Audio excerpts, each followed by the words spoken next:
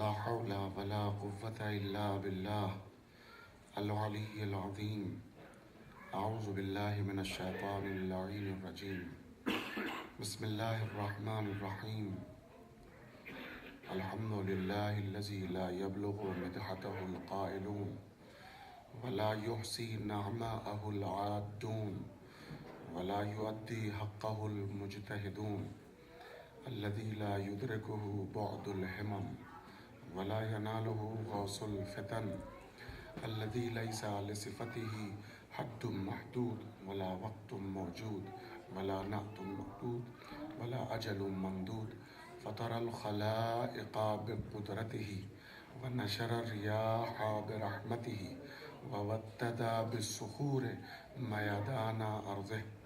والصلاة والسلام والتحية والإكرام على الرسول النبي الأمي الذي أرسله بالحق بشيرا ونذيرا وداعيا إلى الله بإذنه وسراجا منيرا، سيدنا ونبينا ومولانا أبي القاسم محمد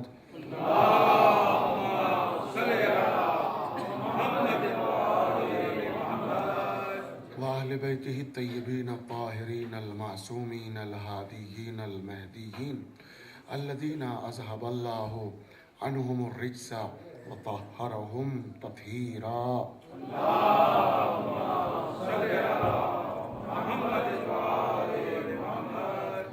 سيما بقية الله المنتظر إمام زماننا هذا، روحي وأرواح العالمين لتراب مقدمه الفداء، عجل الله تعالى فرجه الشريف. صلوات پڑھے محمد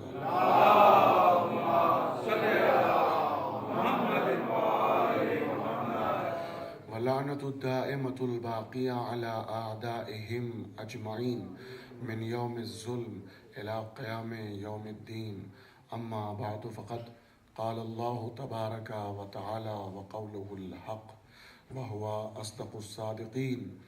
بسم الله الرحمن الرحيم. ثم أورثنا الكتاب الذين اصطفينا من عبادنا. صلوات پڑھے محمد وعلى محمد.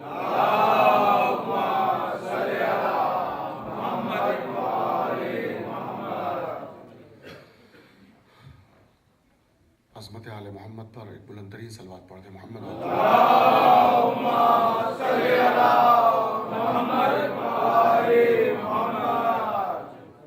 تھوڑا سا حضرات جو ہیں باہر تھوڑا سا اور ادھر آ جائیں تو بعد میں آنے والوں کو شاید زحمت نہ ہو، اور اگر اتنے ہی آنے مومنین پھر بھی ذرا سا آگے آ جائیں تاکہ زینت مجلس بن سکیں. بآواز بلند صلوات پڑھیں محمد علیہ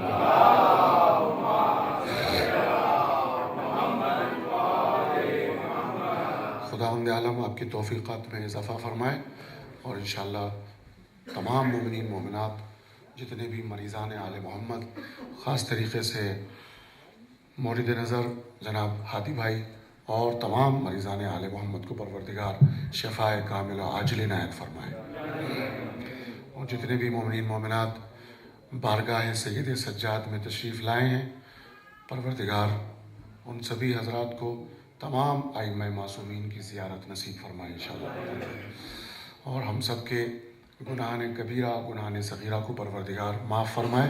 ایک بلند ترین صلوات پڑھے محمد.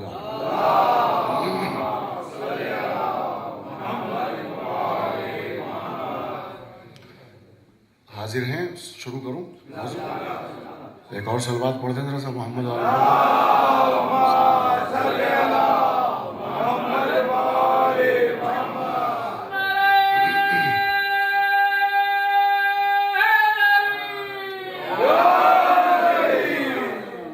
اللہ یہ ارشاد فرماتا ہے کہ کتاب کا وارث ہم نے اپنے بندوں میں سے ان کو بنایا ہے جن کا ہم نے استفا کیا ہے.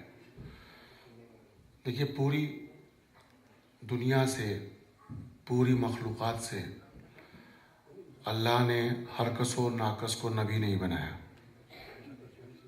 پوری دنیا ہے، پوری دنیا سے جو انتخاب کیا ہے تو نبی منتخب کیے کتنے؟ 1,24,000. اور ان سارے انبیاء میں سے اللہ نے ہر ایک کو رسول نہیں بنایا. رسول ہوئے کتنے؟ 313. اور ان سارے 313 رسولوں میں سے اللہ نے سب کو اولی العزم نہیں بنایا،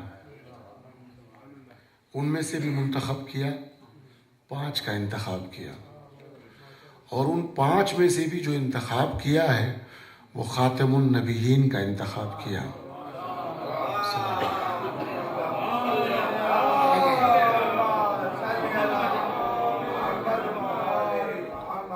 توجہ فرما رہے ہیں، یعنی پوری کائنات کا نچوڑ انبیاء میں سے جو منتخب کیا 313 رسول، اور 313 رسولوں میں سے منتخب کیا تو 5 اولی العزم، اور 5 اولی العزم میں سے منتخب کیا تو سرکار خاتم الانبیاء۔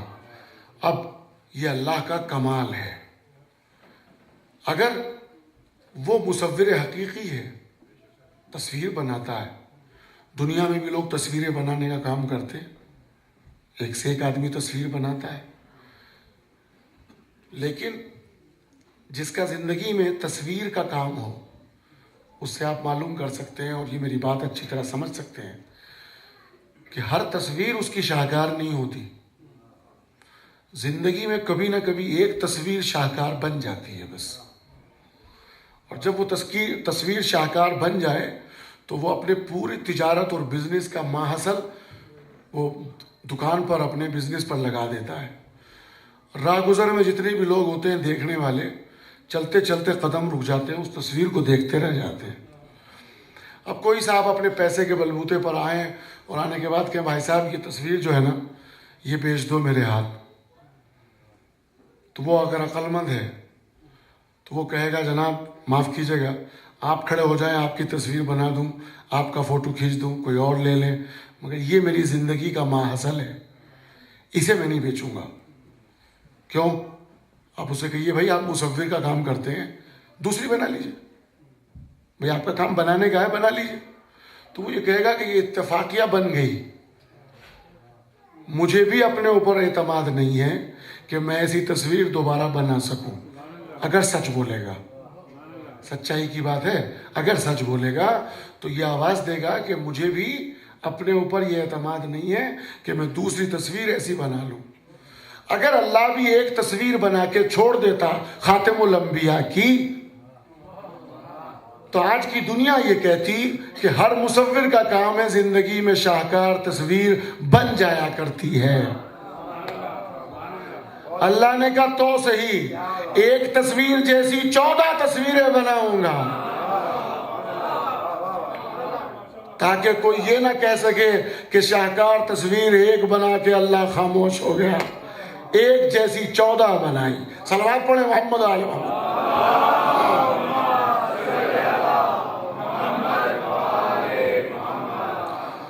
مجلسی ماحول بنائیں بھائی، ہاں ایسے نہیں، نکال دیجئے ذہنوں سے، خناس کو نکال دیجئے، یوسوس فی صدور الناس من الجنۃ والناس، یہ نکال دیجئے، مجلس کا ماحول بن جائے گا۔ نکال دیجئے، نہیں نکالتے آیت پڑھ دوں گا پھر آپ فتویٰ لگائیں گے۔ میں قرآن پڑھنے کا عادی ہوں، اور اپنی ہر مجلس کے لیے، ابھی کوئی صاحب فرما رہے تھے کہ ممبر کا تقدس، آپ نے فرمایا خدا شاہد ہے میں گارنٹی لے رہا ہوں، اپنے الفاظ کی، آیات کی، تقریروں کی، یہاں سے لے کے نجف تک، اور شاہ نجف سے بھیک لیتا ہوں، وہ آپ کی خدمت میں پیش کرتا ہوں۔ مراج اعظام سے پڑھا ہے، سمجھے آپ، وہ آپ کی خدمت میں پیش کر رہا ہوں۔ طالب علم ہوں، علم کا دعویٰ نہیں کر رہا ہوں، مگر اتنا چیلنج ضرور کر رہا ہوں کہ جو حوالے دے رہا ہوں آیتوں کے، قرآن مجید موجود ہے مسجد میں حسینیہ میں، نکالیں آیت، کھولیں اور پڑھیں، دلیل دے رہا ہوں آپ کے سامنے۔ اور کوئی بھی مجلس ہم اختلاف کے لیے نہیں پڑھتے، ہم اتحاد کے لیے پڑھتے ہیں۔ آپ کے سمجھنے کا پھیر ہے، ہم کیا کریں؟ اگر آپ دماغ صاف کر کے مجلسوں میں نہ آئیں، یہاں جب آئیں تو اتنا سمجھ لیں کہ حسین کی بارگاہ میں آ رہے ہیں، یہ وہ حسین ہے کہ جس نے کربلا میں سب کو حسین بنا دیا۔ ختم ہو گئی بات، راستہ کوئی ہے ہی نہیں، 2 راستے رہ جاتے ہیں، صرف 2 راستے، سب بند۔ 73 فرقے روایت میں ہیں، سب کی روایتوں میں ہیں، میرے بعد میری امت میں 73 فرقے ہوں گے، جن میں سے 72 جائیں گے جہنم میں اور ایک جائے گا جنت میں. یہی ہے نا؟ یہ تو مانتے ہیں. اب اگر اس روایت کو پڑھیں آپ اور اس کے معنی و مطالب کو بتائیں، یہ بتائیے یہ تبرہ ہوگا کہ نہیں ہوگا؟ میں آپ سے پوچھ رہا ہوں، چیلنج کر رہا ہوں میں، یہاں سے لے کے ایران تک اور عراق تک اس روایت کو پڑھیے آپ. اہل سنت کی روایت کتابوں میں بھی ہے، اہل تشیع کی کتابوں میں بھی ہے. میری امت میں میرے بعد 73 فرقے ہوں گے، جن میں سے جنت میں جائے گا صرف ایک. کون سا فرقہ ہے آپ بتائیے؟ میں آپ سے پوچھتا ہوں، دنیا کے سارے مسلمانوں سے پوچھتا ہوں، جنت میں کون سا جائے گا؟ ایک آدمی نون مسلم ہے، وہ آ کے مسلمان ہونا چاہتا ہے کہ بھائی میں مسلمان ہونا چاہتا ہوں، اس لیے کہ مسلمانوں کا دعویٰ ہے وہ جنت میں بھیج دیتے ہیں، $1 میں بھیج دیتے ہیں. سنا ہوگا نا آپ نے؟ اللہ تعالیٰ جنت نصیب فرمائے، $1 دیا ہے انہوں نے، پورے خاندان کو جنت مل جاتی ہے مفت میں، ہے نا؟ نون مسلم مسلمان ہونا چاہتا ہے اور وہ آ کے کلمہ پڑھ لے. اب ایک فرقے کے پاس گیا کہ جناب فرمائیے، آپ کے رسول کی یہ حدیث ہے، آپ کا فرقہ ہے تو میں آپ کے ساتھ رہوں؟ وہ کہے گا ہاں بے شک، آئیے، ہم ہی ہے جنتی. دوسرا کہے گا ہم ہی ہے جنتی. تیسرا کہے گا کتنے فرقے ہیں؟ 73 ہیں، اور 73 میں سے ایک سچا ہے، 72 جھوٹے ہیں. میں کیا کہہ رہا ہوں؟ سروں سے گزر رہی ہے کیا بات؟ بہت آسان لفظوں میں بات کر رہا ہوں. جی کیا کہیے گا اسے آپ؟ اچھا، اب دعویٰ سب کا ہے، کون سی چیز ہے سب کے ساتھ میں؟ نماز ہے سب میں کہ نہیں؟ کوئی ہے مسلمان نماز کا مخالف؟ کوئی نماز کا مخالف ہے؟ نہیں. کربلا میں وہ بھی نماز پڑھ رہے تھے جنہیں جلدی تھی، جنہیں جلدی تھی اس بات کی کہ جلدی قتل کرو حسین کو تاکہ نماز پڑھ لیں. نماز وہ بھی پڑھ رہے تھے. ہر فرقہ نماز پڑھتا ہے، ہر فرقے میں نماز ہے. روزہ ہر فرقے میں روزہ ہے. حج ہر فرقہ حج کرتا ہے. زکوٰۃ سب کے یہاں زکوٰۃ ہے. امر بالمعروف سب کے یہاں ہے. نہی عن المنکر سب کے یہاں ہے. کوئی کہے تولا نہیں ہے، تولا بھی سب کے یہاں ہے. جب اپنے بچے کو گود میں پیار کرتے ہیں نا، یہ خود تولا ہے. اپنے باپ کو دیکھ کے خوش ہوتے ہیں، حلالی ہونے کا ثبوت دیتے ہیں، یہ تولا ہے. کیا کہہ رہے ہیں؟ اور اگر کہیں سے یہ رشتہ ہی نہ ہو،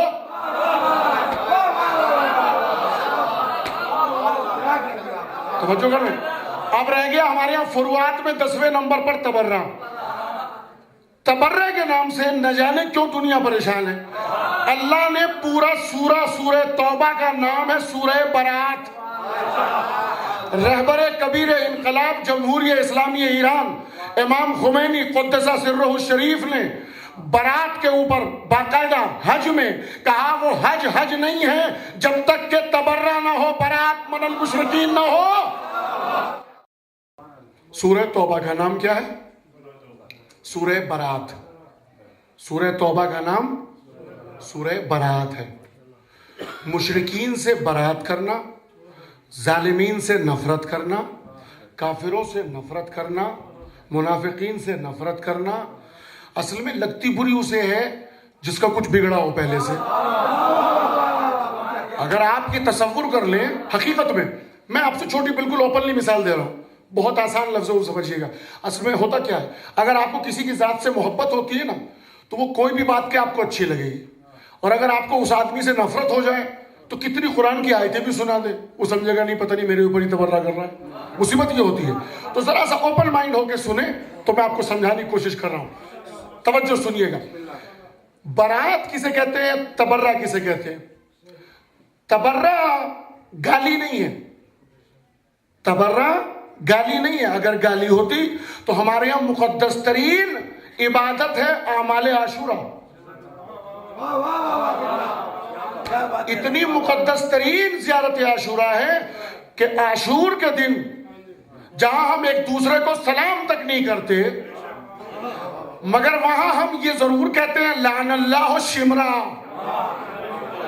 وہاں ہم یہ ضرور کہتے ہیں لعن اللہ عمر ابن سعد، وہاں ہم یہ ضرور کہتے ہیں لعن اللہ معاویہ، وہاں ضرور کہتے ہیں ابو سفیان پہ لعنت، کہتے ہیں کہ نہیں کہتے؟ اعمال کرتے ہو کہ نہیں کرتے؟ ختم ہو گئی بات۔ اب سن لیجئے، کلمہ سب سے پہلا ہے لا الہ الا اللہ۔ کیا ہے؟ لا الہ الا اللہ۔ جناب آدم سے لے کے خاتم تک لا الہ الا اللہ، یہ کلمہ پہلا ہر مسلمان کے یہاں ہے۔ لا الہ کیا مطلب ہے؟ کوئی خدا نہیں ہے، کوئی نہیں ہے خدا، جو تمہارے بنائے ہوئے خدا ہے، کوئی خدا نہیں ہے، ٹھیک ہے نا؟ کوئی خدا نہیں ہے۔ کیا ہے کوئی خدا نہیں ہے؟ اسے کیا کہیں گے؟ تبرہ، کیونکہ آپ سب سے نفرت کا اظہار کر رہے ہیں پہلے، پھر آپ کہتے ہیں الا اللہ۔ یہ کیا ہے؟ اللہ سے تولا ہے، محبت ہے، توجہ کر رہے ہیں؟ لا الہ الا اللہ یہ کلمہ۔ اس کے بعد آتا ہے قرآن مجید سے پیش کر رہا ہوں، وما محمد الا رسول۔ اللہ نے لفظ ماں کے ساتھ پیغمبر کا نام لیا۔ محمد کچھ نہیں ہے مگر کیا ہے؟ رسول ہے۔ توجہ کر رہے ہیں؟ اللہ نے کہا جب مولا کائنات کی لڑتے لڑتے تلوار ٹوٹ گئی اور جبریل امین لے کر آئے اور فضا میں آواز گونجی تو کیا کہا؟ لا فتح الا علی، لا سیف الا ذوالفقار۔ لا فتح، کوئی فتح نہیں ہے، کسی کا پتہ نہیں ہے، ٹھیک ہے نا؟ لا فتح الا علی، ہے نا؟ یہ لا فتح، کوئی جوان نہیں ہے۔ کیا کوئی جوان نہیں تھا؟ تھے نا سب کے سب۔ اچھا، لا سیف، کوئی تلوار نہیں ہے، الا ذوالفقار، مگر یہ کہ ذوالفقار ہے۔ یہ دھیان میں رہنی چاہیے بات کہ جب تک محبت کا اظہار ہو ہی نہیں سکتا جب تک آپ دشمن سے نفرت کا اظہار کریں گے نہیں۔ اللہ سے محبت اس وقت تک نہیں ہو سکتی جب تک توحید کے دشمنوں سے اظہار بیزاری نہ کریں۔ پیغمبر سے اس وقت تک محبت ہو نہیں سکتی جب تک رسالت کے دشمنوں سے نفرت کا اظہار نہ کریں۔ اور بات کو آگے بڑھا دیجئے، مولا کائنات سے بھی محبت اس وقت تک نہیں ہو سکتی جب تک علی کے دشمنوں سے اظہار بیزاری نہ کی جائے۔ امام حسن سے محبت اس وقت تک نہیں ہو سکتی جب تک امام حسن کے دشمنوں سے نفرت کا اظہار نہ کیا جائے۔ امام حسین سے بھی یا حسین کا کوئی فائدہ نہیں ہوگا جب تک کہ یزید پہ لعنت نہ بھیجی جائے۔ واضح ہو گئی؟ میں سمجھتا ہوں اتنا جواب کافی ہے۔ اپنی مجلس کی طرف چلوں، ذرا صلوات پڑھیں بآواز بلند محمد۔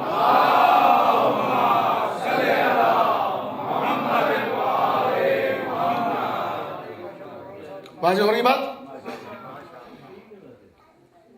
لعنت کا مطلب صرف اور صرف اللہ کی رحمت سے دوری کا نام ہے۔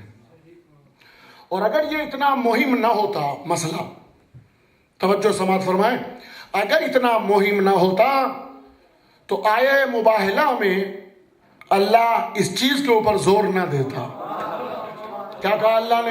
فَمَنْ حَاجَّكَ فِيهِ مِن بَعْدِ مَا جَاءَكَ مِنَ الْعِلْمِ فَقُلْ تَعَالَوْا نَدْعُوا أَبْنَاءَنَا وَأَبْنَاءَكُمْ وَنِسَاءَنَا وَنِسَاءَكُمْ وَأَنفُسَنَا وَأَنفُسَكُمْ ثُمَّ نَبْتَهِلْ فَنَجْعَلْ لَعْنَةَ اللَّهِ عَلَى الْكَاذِبِينَ۔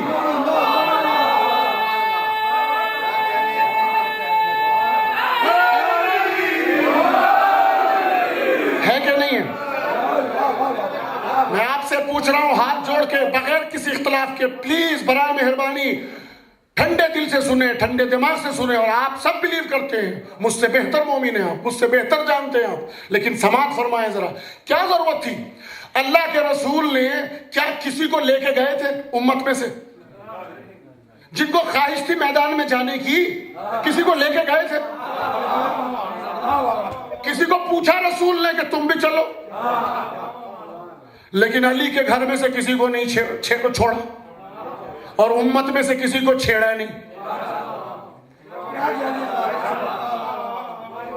علی کے گھر میں سے کسی کو چھوڑا نہیں اور امت کے گھر میں سے کسی کو چھیڑا نہیں۔ سوال یہ ہے کہ اس میدان میں ہونے والا کیا تھا؟ رسول کو پتا تھا کہ نہیں پتا تھا؟ توجہ ہے، بات کہنے جا رہا ہوں، قیمت رکھیے گا اس بات کی۔ رسول کو پتا تھا کہ نہیں پتا تھا؟ اچھا، اب رہی بات یہ کہ وہاں جنگ تو تھی نہیں، تلوار کی جنگ تھی نہیں، ٹھیک ہے، گھوڑے دوڑائے نہیں جا رہے تھے جو بہانہ لیتے کہ گھوڑا بھگا کے لے آیا تھا، کچھ بھی بہانہ نہیں تھا وہاں کے اوپر تو، کہ میری خطا نہیں تھی، میں نہیں آیا لوٹ کر، یہ کمبخت چلا آیا تھا. تو ایسا کوئی چکر تھا ہی نہیں مباہلہ میں. مباہلہ میں کرنا کیا تھا؟ مباہلہ واحد جنگ ہے، توجہ سنیے گا، واحد جنگ ہے کہ جس میں صرف اور صرف سچ اور جھوٹ کا مقابلہ تھا. صرف اور صرف سچ اور جھوٹ کا مقابلہ تھا، ٹکراؤ تھا. صدیق کون ہے، کذاب کون ہے، صرف یہ تھا. اب رہی بات کہ لوگوں کا درمیان میں قرآن پڑھو، میں ایک جملہ کہوں، ہم قرآن کا بہت احترام کرتے ہیں، ہم نہیں کریں گے تو کون کرے گا؟ جتنا رسول نے ہمیں کرایا، جتنا مولا نے کرایا، اہل بیت نے کرایا. مگر بھائی آپ کو پتہ چلنا چاہیے اصلی قرآن کیا ہے، یہ پہچاننے کی کوشش کریں. میں آپ سے سوال کرتا ہوں، پیغمبر جب میدان میں گئے تو قرآن کی آیتیں سنائی یا نہیں سنائی نصارہ نجران کو؟ چیلنج کر رہا ہوں ممبر رسول سے قسم کھا کے، قرآن کی آیتیں سنائی کہ نہیں سنائی؟ سنائی.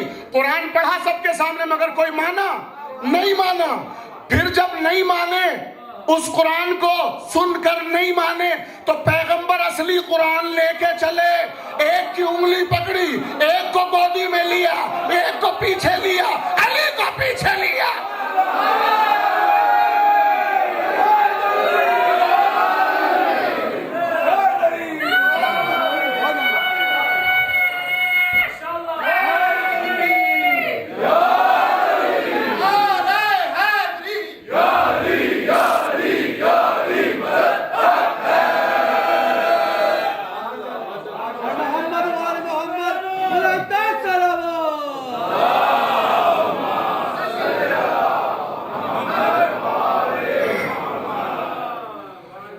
کیا تھا؟ فنجعل، کیا فرمایا؟ اللہ کا حکم ہے، کہہ دو ان سے ڈرو نہیں، مقابلے پہ آؤ. کس کے؟ نصارہ نجران کے. تباہل کا مطلب ہے آمنے سامنے، ایک دوسرے پر نفرین کا اظہار کرنا. فنجعل لعنت اللہ علی الکاذبین، جھوٹوں پر اللہ کی لعنت کرنی. کس کو حق ہے جھوٹوں پہ لعنت کرنے کا؟ جو سچا ہو. توجہ ہے. لیکن سوال یہ ہے کہ بڑے عقل مند تھے، توجہ، بڑے عقل مند تھے، اس لیے کہ انہوں نے پہچان لیا کہ اصلی قرآن ہے کیا. مسلمان آج تک چکر میں ہے، میں نے اکثر بار بار عرض کرتا ہوں، یہی گزارش ہے میری، مسلمان آج تک نہیں سمجھا ہے کہ قرآن ہے کیا. سورہ حشر کی آیت پڑھتا ہوں، توجہ سماعت فرمائے. بسم اللہ الرحمن الرحیم. لو انزلنا هذا القرآن على جبل لرأيته خاشعا متصدعا من خشية الله. اگر ہم، اللہ کہتا ہے، اگر ہم اس قرآن مجید کو پہاڑوں پہ نازل کرتے تو پہاڑ اس کے خوف سے، اللہ کے خوف سے کیا ہوتا؟ خاشعاً، جھک جاتا، متصدعاً، پھٹ جاتا، ٹکڑے ٹکڑے ہو جاتا، ریزہ ریزہ ہو جاتا.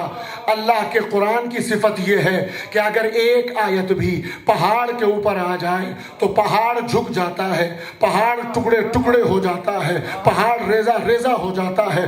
دنیا کے مسلمانوں کے جتنے بھی فرقے ہیں، میں چیلنج کر رہا ہوں، کیا قرآن کے اندر یہ صفت ہے؟ آیت ہے؟ سب کہیں گے ہے. لیکن کیا ہے کسی کے اندر؟ اتنے دنیا میں حافظان قرآن ہے، قرآن لے کے جائیں، سینے کا قرآن لے کے جائیں، دماغ کا قرآن لے کے جائیں، پڑھیں کسی پہاڑ پہ جا کے. اگر پہاڑ کھسک گیا تو میں جانوں مذہب بدلنے کو تیار ہوں. دنیا کے راستے بنانے کے لیے آج پوری دنیا میں پرابلم ہے.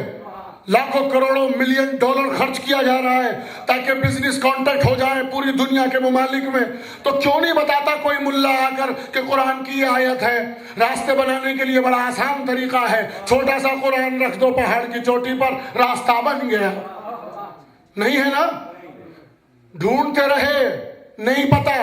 قرآن کی صفت دوسرے سورے میں، وقت زیادہ ہو جائے گا اس لیے اشارہ کر رہا ہوں، خالی صرف جملہ سن لیے. قرآن کی دوسری صفت یہ ہے کہ طی الارض ہوتا ہے، اس سے زمین کی مسافتیں قرآن سے کھنچ جاتی ہیں. تیسری صفت، مردے کے اوپر پڑھ دیا جائے تو زندہ ہوتا ہے گھر گھر میں قرآن، پڑھ کے آزمایا ہے کبھی؟ یہ تو قرآن اور اس لیے پڑھا جاتا ہے کہ تھک گئے، کب چھٹی ہوتی ہے، پیچھا چھٹے، پڑھ دو سورہ یاسین۔ ابھی تو زندہ کو مردہ بنانے کے لیے پڑھ رہے ہیں، معاذ اللہ معاذ اللہ۔ قرآن آیا ہے مردوں کو زندہ کرنے کے لیے، تو قرآن کی صفت یہ ہے کہ مردے پر پڑھ دیا جائے تو زندہ ہو جائے۔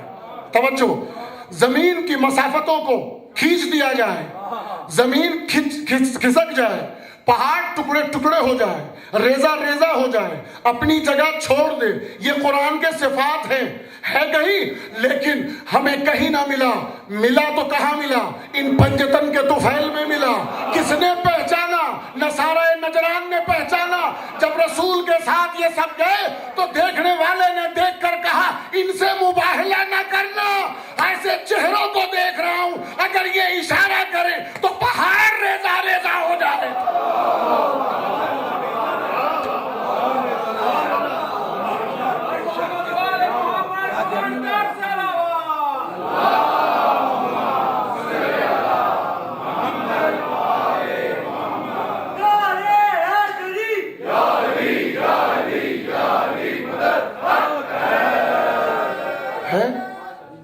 یہ ہے اصلی قرآن، اور ان مجلسوں کا سب سے بڑا فیض یہی ہے کہ یہ پہچانا جائے۔ قرآن لینا ہے تو اہل بیت سے لو، نماز لینی ہے اہل بیت سے لو، روزہ لینا ہے اہل بیت سے لو، جو کچھ بھی چاہیے آل محمد سے لو۔ اب میں ایک چھوٹی سی آیت کے لیے اجازت چاہ رہا ہوں آپ سے۔ سورۃ الزمر، قرآن مجید کا 39واں سورہ، چیپٹر نمبر 39۔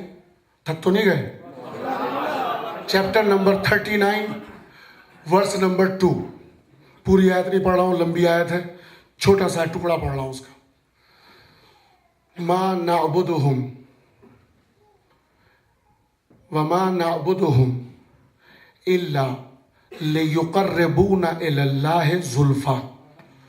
کفار کے بارے میں اللہ کہہ رہا ہے، بہت غور سے سنیے گا، کفار کے بارے میں اللہ ایکسپلین کر رہا ہے۔ کیا کہہ رہا ہے؟ کہ یہ کفار جو بناتے ہیں بت، جن کو یہ پوجتے ہیں، وہ خود ڈیفینیشن کر رہے ہیں، اپنی بتا رہے ہیں، وجہ بتا رہے ہیں۔ وہ کہتے ہیں اصل میں ہم ان کی عبادت نہیں کرتے، ہم ان کو نہیں پوجتے۔ کون کہہ رہے ہیں؟ کفار۔ اتباع، شیبہ، ابو جہل، ابو لہب، خالد، ولید، سبھی ہیں اس میں، جی پورا شجرہ خبیثہ ہے۔ کیا کہہ رہے ہیں؟ ہم ان کی عبادت نہیں کرتے الا لیقربونا الی اللہ زلفیٰ، مگر ہم ان کو وسیلہ بنا کر اللہ کے قریب جاتے ہیں۔ بہت بڑی بات کہہ رہا ہوں میں، پتہ نہیں جنگل میں تو نہیں، مجمع ہے، موجود ہے وہ یہاں پر، جاگ رہے ہو؟ قرآن مجید کی آیت پڑھ رہا ہوں، ترجمہ کر رہا ہوں۔ کفار کیا کہہ رہے ہیں؟ کہ جو ہم بت بناتے ہیں اور بت پرستی جو ہم کرتے ہیں، اصل میں ہم ان کی عبادت نہیں کرتے، ہم تو ان کو ذریعہ بناتے ہیں، ان کو وسیلہ بناتے ہیں۔ کس چیز کا؟ لیقربونا الی اللہ، یعنی اللہ کو کافر بھی مانتا ہے۔ توجہ سنیے گا، اللہ کو کافر بھی مانتا ہے۔ کیا کہہ رہا ہے؟ لیقربونا الی اللہ زلفیٰ، ہم تو ان کے ذریعے سے اللہ تک پہنچتے ہیں، ہم ان کی عبادت نہیں کرتے، ہم اللہ کی کرتے ہیں، مگر ہم ان کو ذریعہ بناتے ہیں، وسیلہ بناتے ہیں۔ اب آپ بتائیے، میں آپ سے سوال کر رہا ہوں پوری دنیا کے مسلمانوں سے، کفار کی کوئی خطا ہے؟ وہ تو اللہ کو مان رہے ہیں، ہے کوئی جواب مسلمانوں کے پاس؟ اللہ نے کہا ہے وسیلے کے لیے، انہوں نے وسیلہ بنا لیا۔ اچھا اتنی بات مان لیں، کافر کیا کہہ رہا ہے جو وسیلہ بنا رہا ہے؟ ان سے پوچھیں تم نے بتوں پہ وسیلہ کیوں بنایا؟ کہہ لیں کہ بت کوئی خطا ہی نہیں کرتا۔ سو رہے ہیں، سو رہے ہیں، جہاں بٹھا دیا بیٹھ گئے، اسے کوئی خطا ہو رہی ہے؟ چوری کر رہا ہے، ڈکیتی ڈال رہا ہے، کسی کو گالی دے رہا ہے، کسی کو حق تلفی کر رہا ہے، کچھ کر رہا ہے وہ؟ پتھر ہے، کسے بنا رہا ہے وسیلہ؟ یعنی کافر کا دماغ آپ دیکھیے، آپ کافر ہے مگر کم سے کم کسے بنا رہا ہے وہاں تک پہنچنے کے لیے؟ یا علی یا علی یا علی، ذوق سماعت مولا بلند کر دیں ذرا، یا صلوات پڑھ دیں محمد و آل محمد پر۔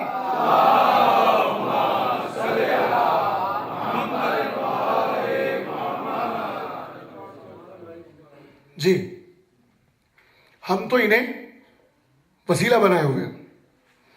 اگر ایسی بات ہے تو اس کا مطلب یہ ہوا کہ کافر تو سب بخشے گئے پھر، لیکن کافر کو معافی نہیں ہے۔ دلیل کیا ہے بھائی؟ ہم پہ یہی اعتراض ہوتا ہے کہ آپ بھی کچھ بناتے ہیں، کیا کہنے، سبحان اللہ سبحان اللہ، جی آپ بھی بناتے، بہت بڑے دھوکے میں ہیں۔ ساری باتوں کو کیا کر دیا؟ مکس کر دیا۔ سنیے، بہت توجہ سنیے گا، اور اس مجلس کو ذہنوں میں محفوظ رکھیے گا، نشر کیجئے باقاعدہ۔ یہ ایک علم ہے، یہ رزق علم ہے جو باب نجف سے ملتی ہے، شاہ نجف سے۔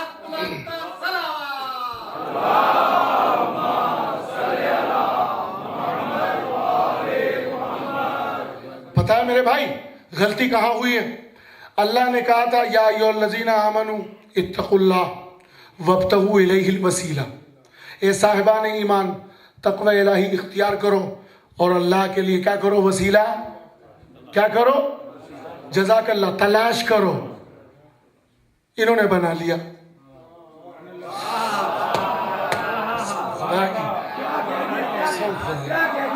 کہاں ہیں آپ؟ کس کے سامنے مجلس پڑھوں؟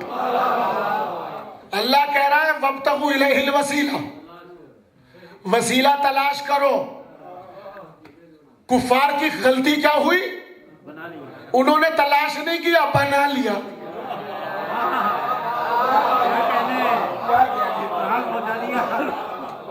بنا لیا۔ ایک آیت اور پڑھتا ہوں، یہ اللہ کے مخصوص کاموں میں سے ہیں۔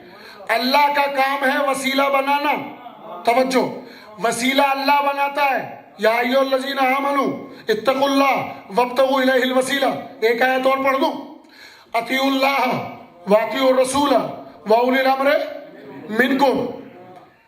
اللہ کی طرف سے رسول وہی بھیجتا ہے، اولی الامر بنا کر بھی وہی بھیجتا ہے۔ ٹھیک، اس کے بعد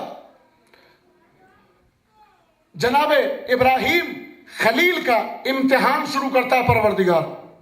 وَإِذِ ابْتَلَىٰ إِبْرَاهِيمَ رَبُّهُ بِكَلِمَاتٍ فَأَتَمَّهُنَّ قَالَ إِنِّي جَاعِلُكَ لِلنَّاسِ إِمَامًا۔ جب جناب ابراہیم امتحان میں سکسیس ہو گئے، کامیاب ہو گئے، تو اللہ نے گفٹ دیا، انہیں کیا کہا؟ إِنِّي جَاعِلُكَ لِلنَّاسِ إِمَامًا۔ اللہ کا دوسرا کام کیا ہے؟ امام بنانا۔ نوٹ کرتے رہیے گا، اللہ کا ایک کام کیا؟ امام بنانا۔ دوسرا کام وسیلہ بنانا۔ ابھی تیسرا کام کی طرف ہم چلتے ہیں۔ اللہ نے جب جناب آدم کی خلقت شروع کی تو کیا کہا؟ انی جاعل فی الارض خلیفہ، میں زمین پر ایک خلیفہ بنا رہا ہوں۔ یہاں بھی جاعل ہے، وہاں خالق کہا تھا۔ اللہ کہہ رہا ہے میں زمین پر ایک خلیفہ بنا رہا ہوں۔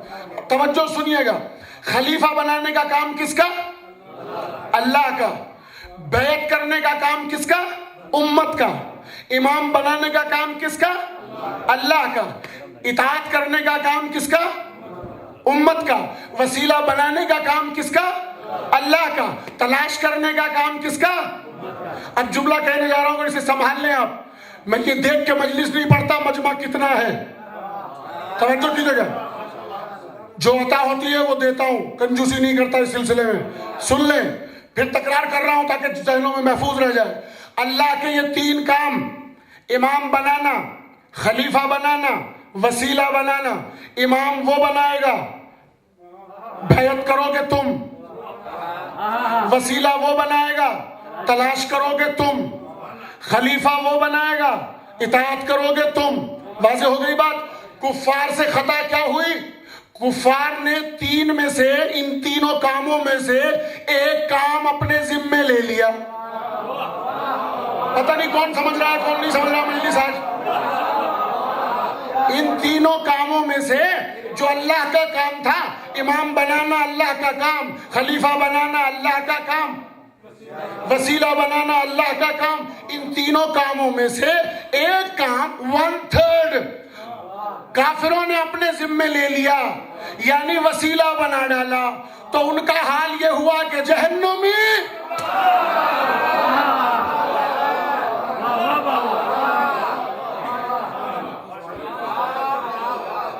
جملہ حوالے کروں، نہیں سمجھے نا ابھی تک.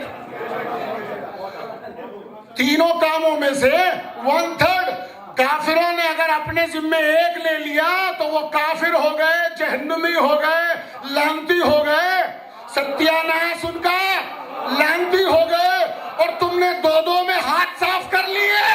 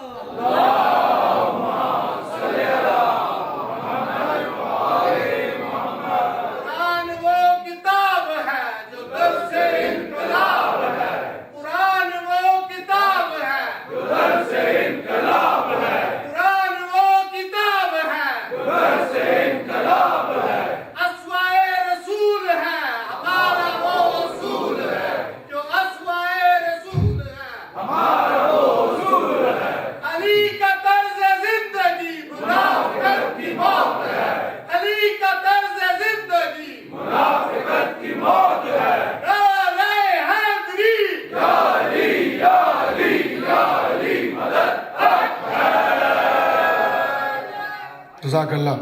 ایک بلند ترین صلوات پڑھ دیں محمد و آل محمد.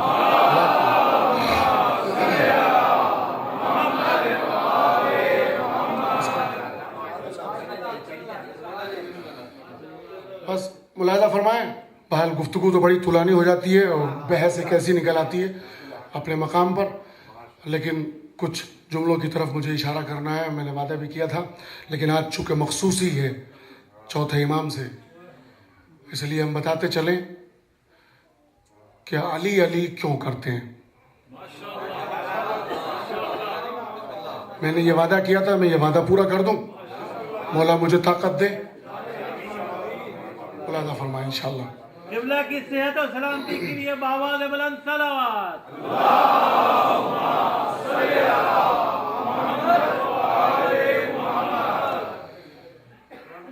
ہم کیوں علی علی کرتے ہیں؟ اور یقین مانیں آج زیادہ ضرورت ہے، اب زیادہ ضرورت ہے. اس لیے میں نے آج دن کی مجلس میں بھی میسج دیا ہے، یہاں بھی میسج دے رہا ہوں. یہ ہمارے علماء نے بڑی محنت کی ہے، 2 مہینے 8 دن مجلسیں رکھی ہیں. محرم کے دن 2 مہینے 8 دن. یہ نہیں کہ ایک اشرا ہوا اور صاف چھٹی، نہیں، 2 مہینے 8 دن. اس لیے باقاعدہ مجلسیں قائم کریں، اس سے نہ ڈریں جو آپ اب عبداللہ الحسین کے نام پہ خرچ کرتے ہیں. آپ یقین مانیں، میں منبر رسول کی قسم کھا کے، باوضو قرآن کی قسم کھا کے کہہ رہا ہوں، اہل بیت کی راہ میں ایک خرچ کرو. آج تک مجھے دنیا میں بتا دو کوئی کہ جس نے نیاز کے لیے خرچ کیا ہو اہل بیت کے نام پر اور آج وہ بھوکا ہو.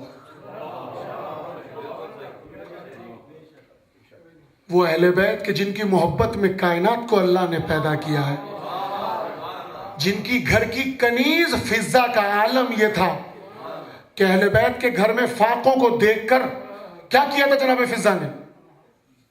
کیمیا بنا کر، علم کیمیا جانتی تھی نا، حبش کی شہزادی تھی، وہ بنا کر لے کے چلی آئی مولا کے سامنے. کہا مولا یہ سے بازار میں لے بھجوا دیجئے، بہت قیمتی بکے گا. مولا مسکرائے. اندازہ لگائیے آپ، گھر کی کنیز لونڈی کا حال یہ ہے جو سونا بنا دے. مولا نے یوں دیکھا، مسکرایا اور ایک مرتبہ کہا فضا اگر اس کی تپش اور زیادہ ہوتی تو رنگ اور بڑھتا، جلاؤ۔ فضا کی 4 آنکھیں ہوئی۔ مولا آپ جانتے ہیں کیمیا؟ توجہ فرمائیں، ایسا نہیں ہے کہ جناب فضا نہیں جانتی تھی، یہ سوالات کرنے سے پتہ چلتا ہے آج تک جو علم ہم تک پہنچا ہے انہی سوال و جواب کے ذریعے سے پہنچا ہے۔ صلوات پڑھتے محمد و آل محمد پر۔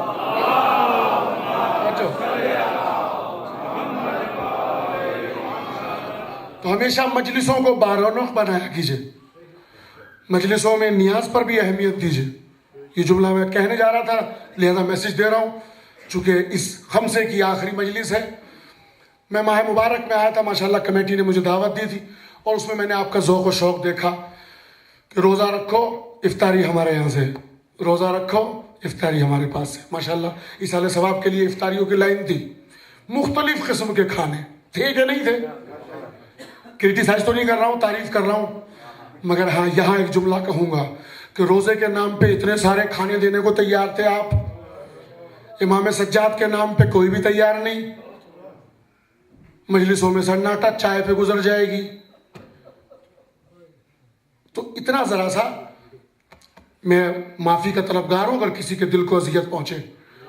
کوئی بھی مومن میرے لیے قابل احترام ہے، سارے عزادار میرے لیے قابل احترام ہیں، وہ کمیٹی ہو غیر کمیٹی ہو، آنے والے سامعین، ایک ایک کی عزت میرے اوپر واجب ہے۔ لیکن اتنا یاد رکھیں دوستوں، میرے بزرگوں، میری ماں، میری بہنوں، مجلسوں میں خرچ کرنے سے کوئی فقیر نہیں ہوتا۔ ذرا سا آ جاؤ لائن پر، پھر دیکھو تمہیں بطول کتنا نوازتی ہے، وہ شہزادی کیا سے کیا دیتی ہے۔ آج میں بتا دوں آپ کو دنیا کہاں سے کہاں تک پہنچ گئی ہے۔ اگر میں یہ واقعات سناؤں کہ اہل ہنود مجلسوں میں کتنا خرچ کر رہے ہیں، آپ کو پتا ہے ہمارے یہاں ہندوستان میں اہل ہنود مجلسوں پہ کتنا خرچ کر رہے ہیں۔ اور یہ مجلسوں کی اہمیت کے لیے صرف ہندو کا ایک شعر پڑھ کے اصلی مطلب پر آ جاتا ہوں کہ ہم علی علی کیوں کرتے ہیں۔ ایک شعر کی اجازت دے دیں، ہے؟ شاعر کہتا ہے، ہندو شاعر ہے، کہتا ہے کچھ دیر فرض کیجئے یہ مجلسیں نہ ہو۔ ہندو کہتا ہے کچھ دیر فرض کیجئے یہ مجلسیں نہ ہو، سارا جہاں حسین کا قاتل دکھائی دے۔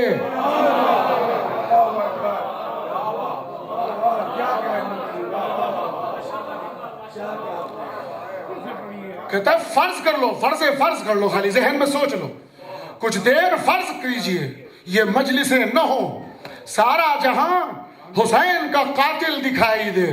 اس لیے مجلسوں کا کرنا ضروری ہے تاکہ یہ اعلان ہو کہ ہم مظلوموں کے ساتھ ہیں، اور مجلسوں ہی کے ذریعے سے یہ سبق ملتا ہے کہ مظلوم کا ساتھ دیا جائے، ظالم سے نفرت کی جائے۔ ایک صلوات پڑھے تاکہ مطلب پر آؤں۔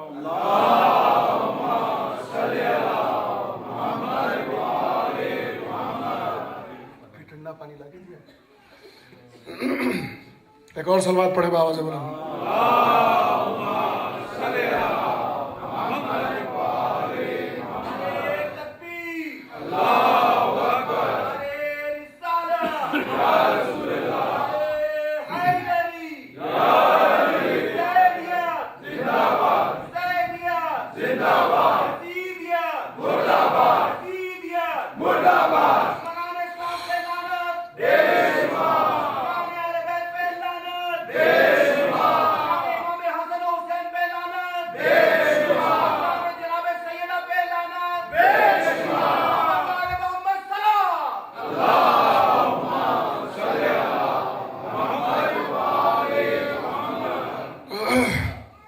جی تو میں گزارش کر رہا تھا،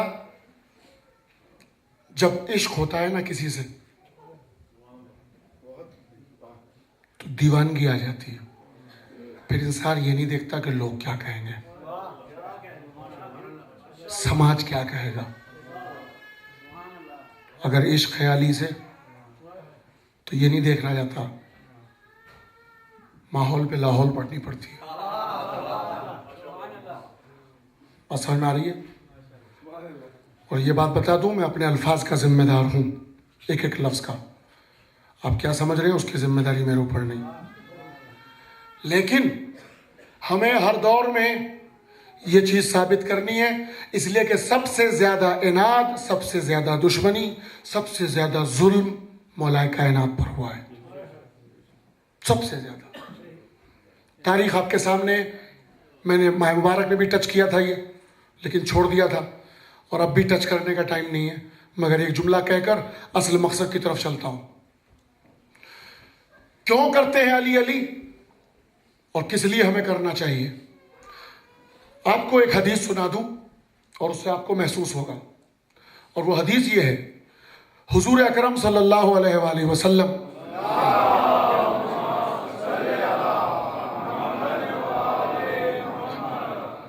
آپ کا ارشاد گرامی ہے، اسے کوئی اختلاف نہیں ہے، سنی شیعہ سب مانتے ہیں اس حدیث کو.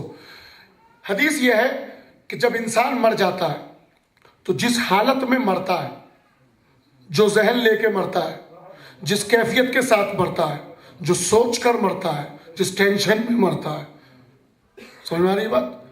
جب اٹھایا جائے گا قبر سے، وہی سوچ لے کے اٹھے.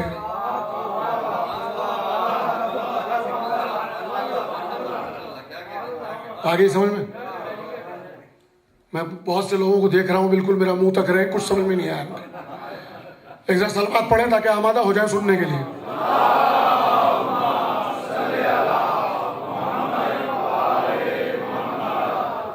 کچھ سمجھ میں آ رہا ہے ہم علی علی کیوں کرتے ہیں؟ اس لیے کرتے ہیں کہ حضور کی حدیث ہے، مرنے کے بعد جب اٹھائے جائیں گے تو جس کیفیت کے ساتھ انسان مرتا ہے اسی کیفیت کو لے کے اٹھتا ہے، انہی تصورات میں اٹھتا ہے، انہی خیالات کو لے کر اٹھتا ہے. جو لفظ کہتے کہتے مر جاتا ہے نا، وہی لفظ کہتے کہتے اٹھتا ہے. کتنا آسان کروں.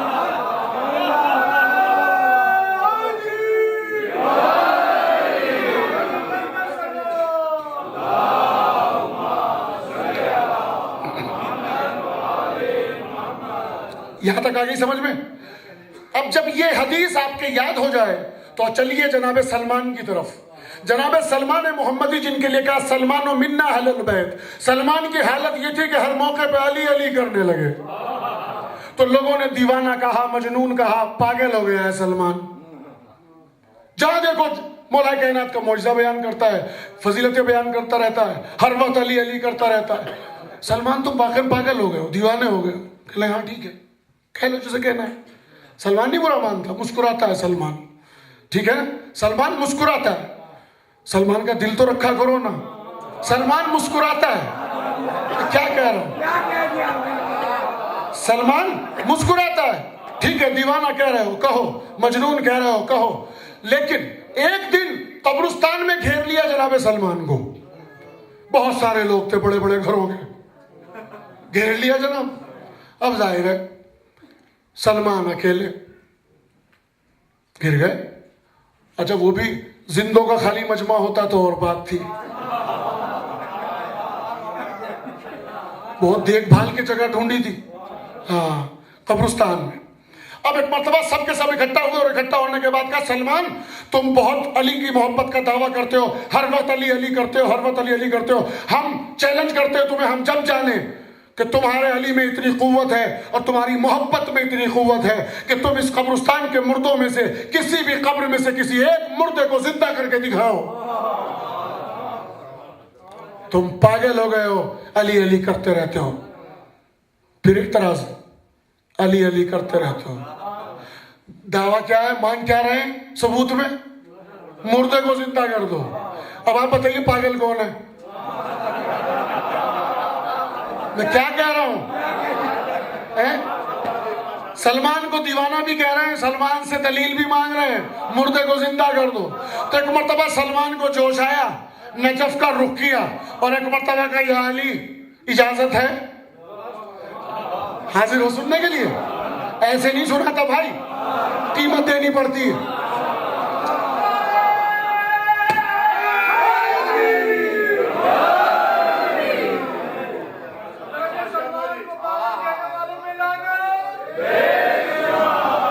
جناب سلمان جب سارا مجمع اکٹھا ہو گیا اور دلیل مانگنے پہ تیار ہوا کہ تم پاگل ہو گئے ہو، ہر وقت علی علی کرتے ہو؟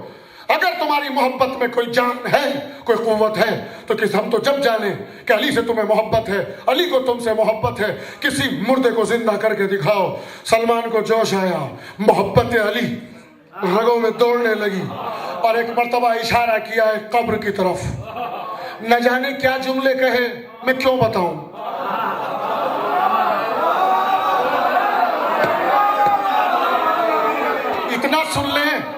اتنا سن لیں، قبر پھٹی، سنیے، قبر پھٹی، کفن جھاڑتا ہوا مردہ نکل کے دوڑا۔ مردہ دوڑنے لگے تو مجمع کا عالم کیا ہوگا؟ مردہ دوڑا، نکلنے لگے، اور ایک مرتبہ اس کی زبان سے جملے تھے، کیا کہہ رہا تھا وہ قبر سے نکلنے والا؟ اینا جملی، اینا جملی، میرا اونٹ کہاں ہے، میرا اونٹ کہاں ہے، میرا اونٹ کہاں ہے؟ کسی کو دیکھتا نہیں، کسی کی سنتا نہیں، کچھ نہیں، میرا اونٹ کہاں ہے، میرا اونٹ کہاں ہے؟ تو لوگ ایک مرتبہ آئے سلمان کے پاس، سلمان دیوانے ہو، پاگل ہو، ایک دیوانے کو زندہ کیا ہے قبر سے، تمہیں کوئی ڈھنگ کا آدمی نہیں ملا؟ تو ایک مرتبہ سلمان نے کہا خبردار، دیوانہ وہ نہیں ہے، دیوانے تم ہو۔ کہتے کیوں؟ کہ تم نے حدیث نہیں سنی، میرا مولا علی کہتا ہے جب انسان مرتا ہے نا، جس کیفیت کو لے کے مرتا ہے،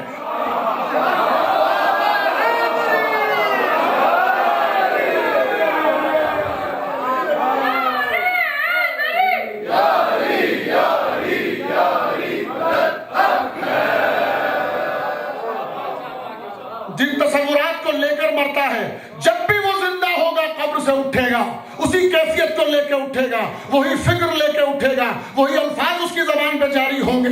اس لیے اس کی موت ہوئی تھی اونٹ سے گر کر، اس لیے جب یہ زندہ ہوا تو اسے اپنا اونٹ یاد آیا، سب سے پوچھ رہا ہے میرا اونٹ کہاں ہے، میرا اونٹ کہاں ہے؟ اب تم سمجھے میں پاگل نہیں ہوں جو ہر وقت علی علی کرتا ہوں، اس لیے علی علی کرتا ہوں تاکہ مر جاؤں تو علی کہتا کہتا مروں، جب زندہ ہوں تو علی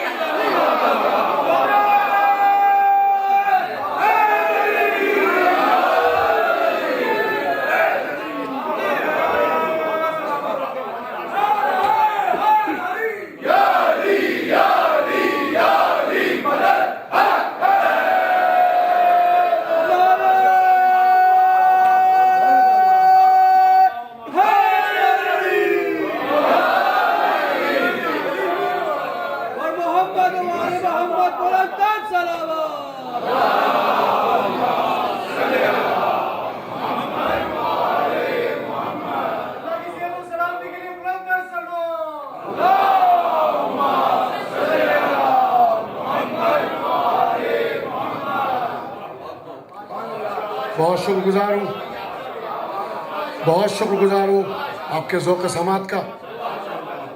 یہ ہے اس لیے ہماری مجبوری ہے اپنی، اس لیے ہم علی علی کرتے ہیں، اور جب تک ہے دم میں دم نہ دبے آسماں سے ہم، جب تک تھا دم میں دم نہ دبے آسماں سے ہم، جب دم نکل گیا تو زمین نے دبا لیا، اور زمین کون ہے؟ زمین ہے تراب۔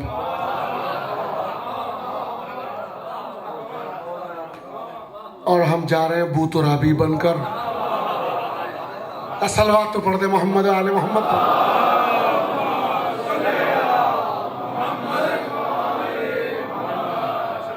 یہی حال جیسا آپ علی اول کے لیے سن رہے ہیں، یہی حال ہے علی ثانی کا۔ پورے فضائل اور پورے کمالات۔ میں نے آپ سے عرض کیا تھا کہ جس کی طرف حجر اسود بڑھے خود، وہ علی ثانی ہے، وہ بھی اپنے وقت کا علی ہے۔ 2 سال علی اول کے ساتھ رہا علی ثانی۔ 37 ہجری میں ولادت ہوئی تھی، تو دادا کے سینے کے اوپر کھیل کر علی کے سارے صفات عکس کر لیے، اور اس کے بعد کا دور، وہ ساری کرامتیں، وہ سارے اعجاز، وہ سارے واقعات، وہ ساری شجاعتیں، وہ سارا زہد، وہ سارا تقوی وراثت میں ملا ہے۔ اور یہی وجہ ہے کہ ہشام بن عبد الملک اپنی پوری بادشاہت کے ساتھ اپنی پوری تمکنت اور قوت کے ساتھ، اپنے پورے لشکر کے ساتھ جاہ و حشم کو جماتے ہوئے خانہ کعبہ کے ازدحام میں جیسے آ کے پھنسا تو پیچھے ہٹ کے بیٹھ گیا. کسی میں مجال نہ ہوئی کہ اس کو مدد کر دے اور وہ حجر اسود تک چلا جائے. بیٹھ کے دور سے دیکھتا رہا. اتنے میں اس نے غور سے دیکھا کہ ایک نحیف وزار دوش پہ آبا ڈالے ہوئے پیشانی سے نور ساتے ہیں. دیکھنے میں نحیف وزار لگ رہا تھا مگر قوت کے آثار کچھ ایسے نمایاں تھے کہ مجمع کائی کی طرح پھٹتا ہوا دکھائی دے رہا تھا. وہ سارا مجمع کہ جہاں ذرہ برابر تل رکھنے کے لیے جگہ نہ ہو، جب امام زین العابدین سید الساجدین تشریف لائے تو مجمع کائی کی طرح پھٹا. تو ایک مرتبہ کسی نے پوچھا، کون ہے یہ؟ کون ہے جس کے لیے مجمع اتنا ازدحام ہوتے ہوئے بھی اتنا احترام کر رہا ہے کہ وقت کے بادشاہ کو بھول گئے، اس کا اتنا احترام کر رہے ہیں؟ کون ہے یہ؟ تو ایک مرتبہ تجاہل عارفانہ کرتے ہوئے کہتا ہے، لا عارفہ، میں نہیں پہچانتا کون ہے. انہی کے دربار میں رہنے والا، لیکن جس کے دل میں ولایت ہوتی ہے، محبت ہوتی ہے، وہ چڑھ کر بولتا ہے. وہ کسی نہ وقت سے ڈرتا، نہ کسی سلطان سے ڈرتا، نہ کسی کی تمکنت سے ڈرتا، نہ کسی کے لشکر سے ڈرتا، نہ کسی کی فوج سے ڈرتا، نہ کسی کے اقتدار سے خوف ہوتا. فرزدق شاعر، اس نے فوری طور سے فی البدیہہ قصیدہ کہا. بادشاہ کیا کہہ رہا ہے تو نہیں جانتا؟ سچ کہہ رہا ہے تو نہیں جانتا. تو جانے گا بھی کیسے انہیں؟ جاننے کے لیے علم چاہیے جو تیرے پاس نہیں ہے، معرفت چاہیے جو تیرے پاس نہیں ہے. ھذا الذی تعرف البطحا وتأتہ، تو نہیں پہچانتا، اسے حرم پہچانتا ہے، اسے ہل پہچانتا ہے، اسے حجر اسود پہچانتا ہے، تو اسے نہیں پہچانتا. ھذا التقی النقی، یہ تقی ہے، یہ اپنے وقت کا نقی ہے. تجھے معلوم ہے یہ جب بڑھتا ہے آگے تو خود حجر اسود اس کے ہاتھ چومنے کے لیے آگے بڑھتا ہے. آسان نہیں ہے. قصیدہ سنیے، کبھی پڑھا کیجئے اسے. فضائل کا بحر زخار ہے، معجز نما قصیدہ ہے. فی البدیہہ فرزدق نے کہا اور پورا تعارف کرایا. تو ایک مرتبہ ظاہر ہے لوگوں کے پاس ہوتا ہی کیا ہے، پھر بعد میں گرفتار کر لو، سزا دی جاتی ہے، گرفتار کر لو. گرفتار کر لیا گیا تو اسے سب سارے مجمع کے سامنے پوچھا، یہ بتا وظیفہ تجھے ہمارے یہاں سے ملتا تھا، کھاتا یہاں تھا، پیتا یہاں تھا، تو نے آج تک ہمارے لیے ایک شعر نہیں کہا ہماری تعریف میں. فرزدق نے مچل کے مسکرا کے کہا، ایسے آبا و اجداد تو پیدا کر لے، ایسا خاندان تو ڈھونڈ لے، ایسا مقام تو پیدا کر لے. کہاں ملا رہا ہے تو؟ یہ صاحبان تطہیر ہے. اللہ اکبر. جیل میں ڈال دیا، زندان میں ڈال دیا. امام نے کمال کی ہے قسم خدا کی. ایسے عالم میں بھی آپ نے ایک تھیلی بنائی، درہم و دینار رکھے اور بھیجا اپنے غلام کے ساتھ. تو ایک مرتبہ دیکھتے ہی فرزدق تڑپ گیا، ہاتھوں کو جوڑا، غلام کے ہاتھوں کو چوم لیا. میرے مولا سرکار کی خدمت میں کہنا، میں نے آپ کی محبت میں کہے، میں نے مال دنیا کے لیے شعر نہیں کہے، اسے واپس لے جا. میرے مولا نے کہا، تجھے پتہ ہے نا ہم آل محمد جو دے دیا کرتے ہیں واپس نہیں لیتے، تجھے جو وہاں مقام چاہیے وہ بھی ملے گا. توجہ ہے نا؟ یہ ہے امام سجاد علیہ السلام جن کے بے شمار فضائل اور کمالات ہیں، جس نے اپنی پوری زندگی شجاعت لوگوں نے دیکھی کہاں ہے مولا کائنات کی؟ شجاعت کہاں دیکھی ہے مولا سجاد کی؟ شجاعت کہاں دیکھی ہے بھی مولا حسن کی؟ حقیقت بتا رہا ہوں، یہ جو جنگیں ونگیں ساری مولا کائنات کی جو دکھائی گئی ہیں، ابھی وہ اصلی جوہر مولا کائنات کے کہاں دکھائے گئے ہیں؟ انشاءاللہ وقت آنے دے، آخری فرزند کو آنے دے، پتہ چلے گا خلاصہ شجاعت کا، تب پتہ چلے گا.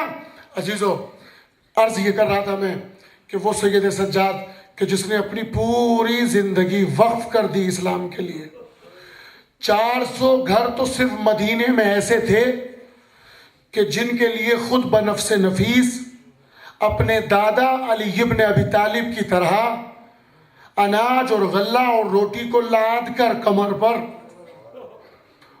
راتوں رات پہنچایا کرتے تھے فقراء کے گھروں تک. یہ سیرت تھی جناب سید سجاد کی. لوگوں کو پتہ بھی نہیں چلا کون دیتا ہے ہمیں کھانا. یہ تو پتہ چلا ہے شہادت کے بعد. یہ ہے مولا سجاد. اور عالم کیا کیا؟ اتنی بڑی تبلیغ بھی کر دی کہ دنیا میں کسی بھی میٹر کے لیے کوئی ایسی پرابلم نہیں ہے جس کے لیے دعا نہ ہو. اور دعا کا انداز کیا ہونا چاہیے؟ وہ مولا سجاد تک منسوب ہوتا ہے صحیفہ کاملہ کے عنوان سے. قسم خدا کی. لیکن وہ سید سجاد آج جس کو ہم رونے کے لیے آئے ہیں، دور و دراز سے آپ آئے ہو تابوت کی زیارت کرنے کے لیے، آج بڑی غضب کی تاریخ ہے. مولا آپ کی اس محنت کو اور قد و کاوش کو قبول فرمائے. بہت بڑا مرتبہ ہے جنازے میں شریک ہونا، اور وہ بھی اس کے جنازے میں شریک ہونا جس نے کربلا میں اپنے سامنے 72 جنازے دیکھے. وہ سید سجاد جس کی پوری زندگی مصائب و آلام میں ہے. اور عزیزو کمال کیا ہے. کربلا سے لے کر ایک جملہ کہہ رہا ہوں میں آپ کے سامنے ہاتھ جوڑ کر، اور بس 2 منٹ کی مجھے اجازت دے دیں، مسائل کے لیے کافی ہے. آپ متوجہ ہو گئے. اللہ ان آوازوں پر رحمت نازل کرے. سید سجاد کے لیے آپ نے یہاں تک ڈھونڈا اور ملا. یہاں تک مستقل مجلسوں میں سنتے رہتے ہیں کیا کہ جناب مولا سجاد کو غش آ رہے تھے، اور بیماری کا عالم اور غشی کا عالم یہ تھا کہ خیموں میں آگ لگ گئی، سید سجاد کو خبر نہیں تھی. ہے کس نے بچایا؟ تحفظ کس نے کیا؟ بی بی زینب نے. ٹھیک ہے نا؟ جب باپ ملنے کے لیے آیا آخری وقت میں، بیٹا سجاد اٹھو تمہارا بابا آخری ملاقات کے لیے آیا، رازہ امامت سپرد کرنے کے لیے. اس وقت بھی سید سجاد غش سے آنکھ کھلی. میرا کہنے کا مقصد آپ سمجھ رہے ہیں؟ غش کا اتنا عالم تھا. لیکن جب سے ذمہ داری آئی، اس وقت سے کوئی روایت سنی آپ نے؟ اتنے تازیانے لگنے کے بعد بھی یہ ایک مصلحت ہے. یہ اللہ جانتا ہے اپنی مصلحت کو. بات سمجھ میں آ رہی ہے؟ اللہ سجاد کی اس حقیقت کو واضح کرنا ہے اور جناب زینب علیہ مقام کی اس مصیبت کو 2 جملوں کے لیے.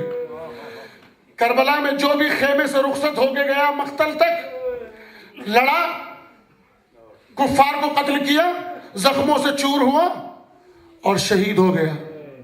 یہ آسان ہے. لیکن اس کی لاش کو سامنے دیکھنا، زندہ رہنا، یہ سجاد کا، یہ زینب کا دل ہے اور سجاد کا دل ہے.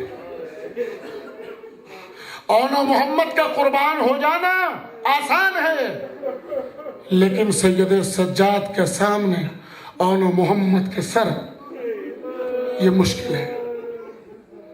علی اصغر چھوٹا ننھا سا مجاہد، آسان بات نہیں ہے.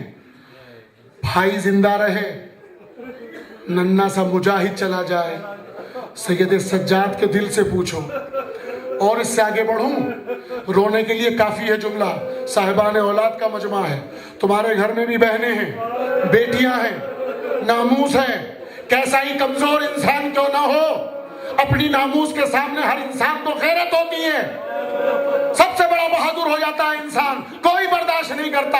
لیکن ہائے سید سجاد، اسی کے سامنے اس کی بہن سکینہ، گالوں پہ تماچے، کانوں سے گوہر کا چھننا.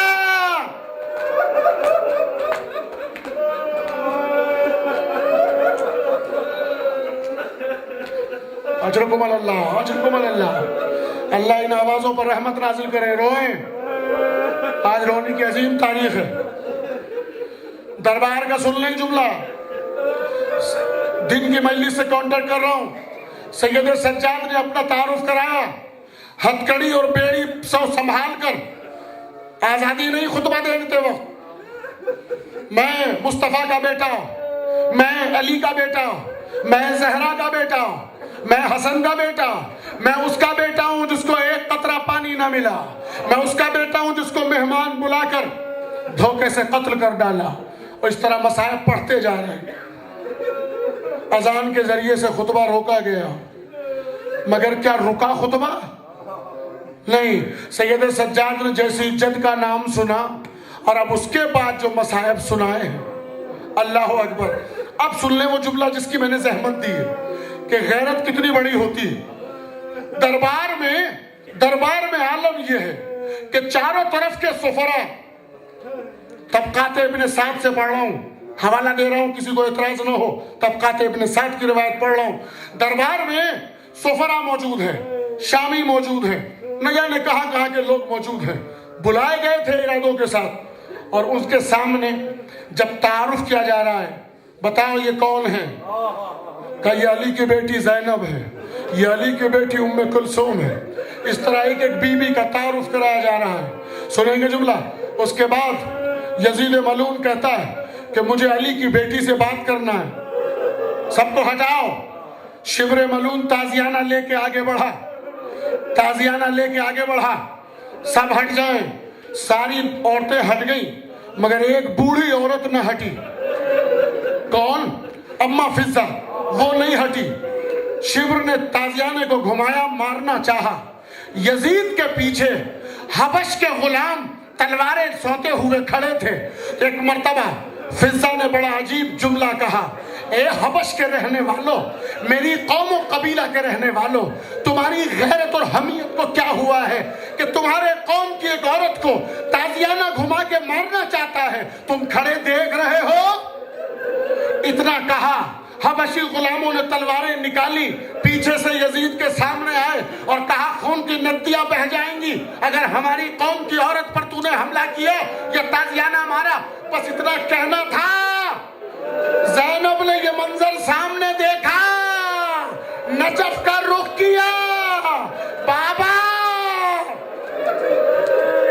حبش کی رہنے والی فضہ کے مددگار مل گئے مگر آپ کی بیٹی زینب۔ اجرکم اللہ، اجرکم اللہ، اجرکم اللہ۔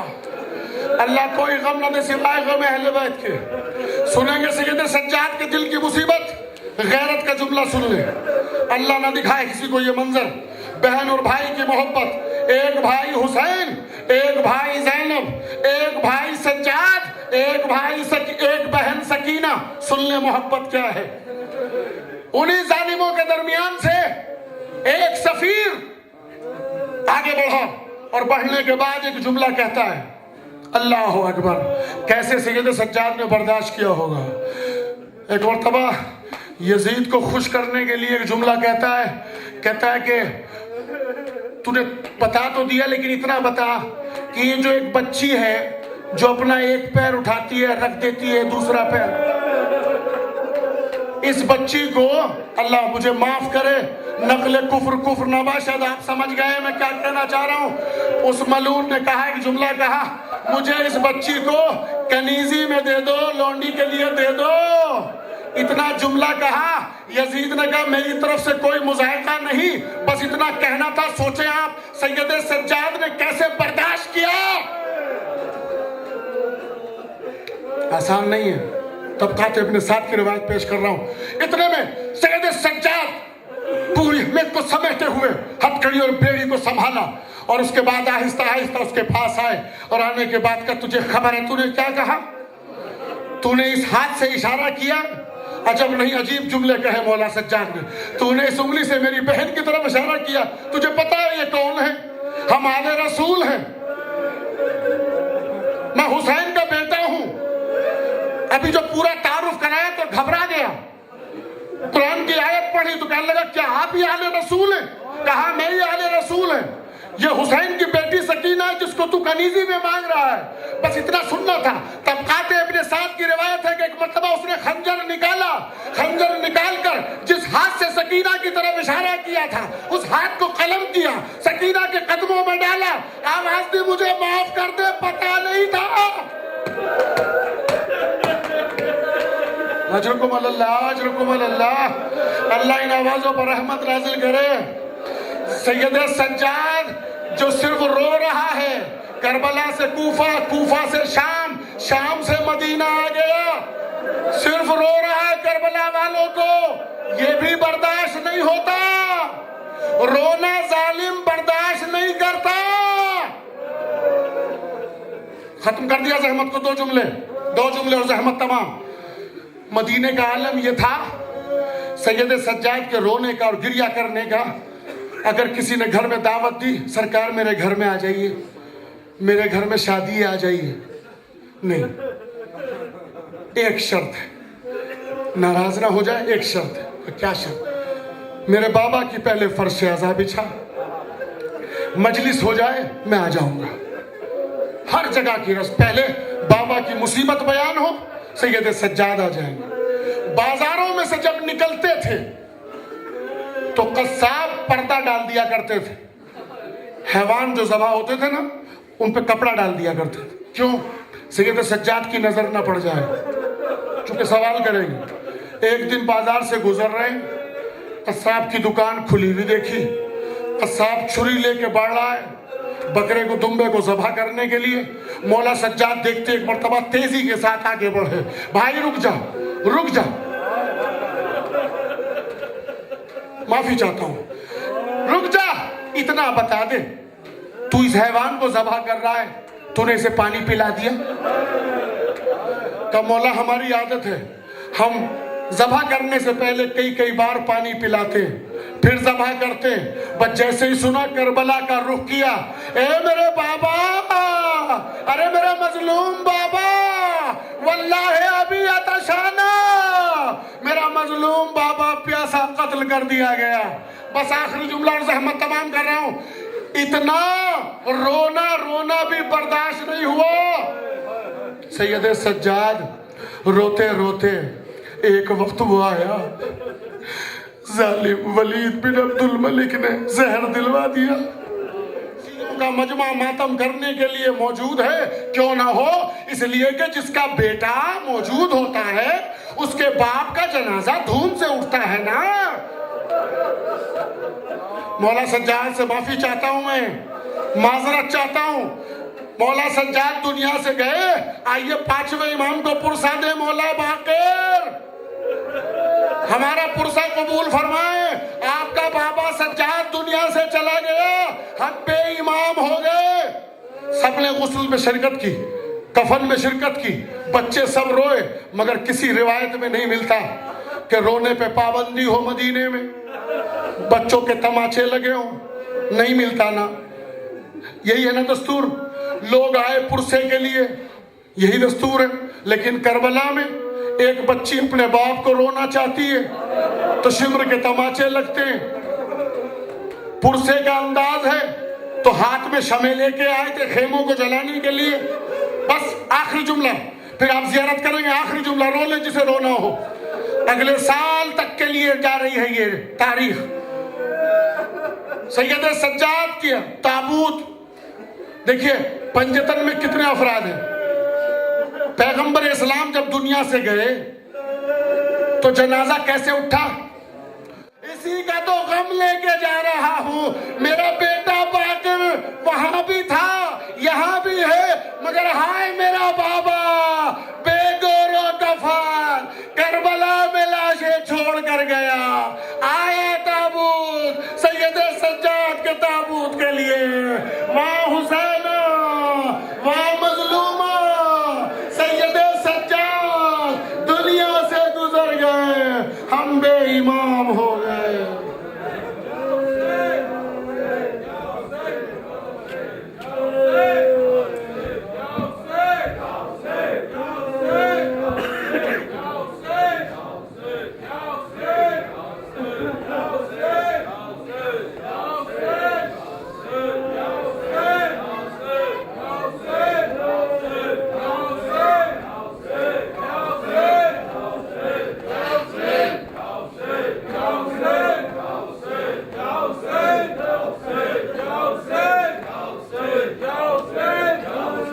Ya